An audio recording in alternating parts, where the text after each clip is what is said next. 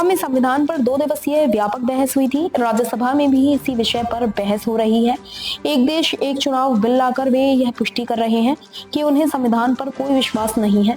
यह बिल संविधान विरोधी, लोकतंत्र विरोधी और भारत की संघीय संरचना के खिलाफ है। हम इस बिल पर विरोध करेंगे। शिवसेना राज्यसभा सांसद प्रियंका चतुर्वेदी ने एक देश एक चुनाव बिल पर जो आज लोकसभा में प्रस्तुत होने की संभावना है, कहा। देखिए, 2 दिन लोकसभा में व्यापक चर्चा हुई संविधान को लेकर। राज्यसभा में कल से उसकी शुरुआत हुई है, आज भी वो जारी रहने वाली है।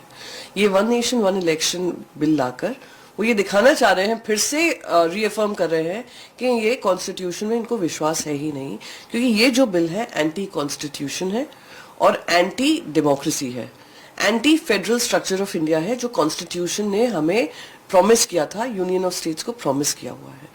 जिस तरीके से इन्होंने ना ये एनालिसिस कर पाए हैं कि कितना ये कॉस्ट इफेक्टिव मेजर रहेगा, ना ये बता पाए हैं कि क्यों ऐसा जरूरी है कि सब जगह ये एक साथ इलेक्शन होना है। इलेक्शन कमीशन की खुद की प्रीवियस रिपोर्ट्स बताती हैं कि कैसे ईवीएम की व्यवस्था करना, वीवीपैट की व्यवस्था करना, फ्री एंड फेयर इलेक्शन करना, सिक्योरिटी अपैरेटस रिलीज करना, मैन पावर मोबिलाइजेशन करना, ये एक मैसिव एक्सरसाइज होगा जो उनके लिए एक डिफिकल्ट एक्सरसाइज है।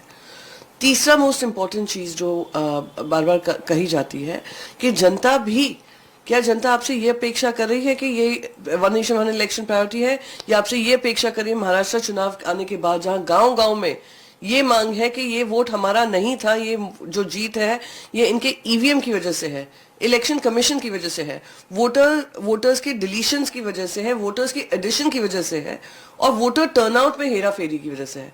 ये जनता के मन में सवाल है, और महाराष्ट्र की गली गली में यही नारा है कि उनको बैलेट पेपर पे वापस जाना है। जो गांव वो खुद करना चाह रहे हैं उसको भी रोका जा रहा है। तो यही कहूंगी कि संविधान की एक तरफ बात करते हैं और संविधान के खिलाफ काम करते हैं, इसका हम पुरजोर तरीके से हम इसका विरोध करेंगे और हम कहेंगे कि ये जॉइंट कमेटी में जाना चाहिए, इस पर विचार होना चाहिए, क्योंकि ये जो पूरा स्ट्रक्चर है, ढांचा है यूनियन वर्सेस स्टेट का, उसमें सेंट्रलाइजेशन ऑफ यूनियन का जो पावर बढ़ाने का काम हो रहा है, ये हमें लाजमी नहीं है।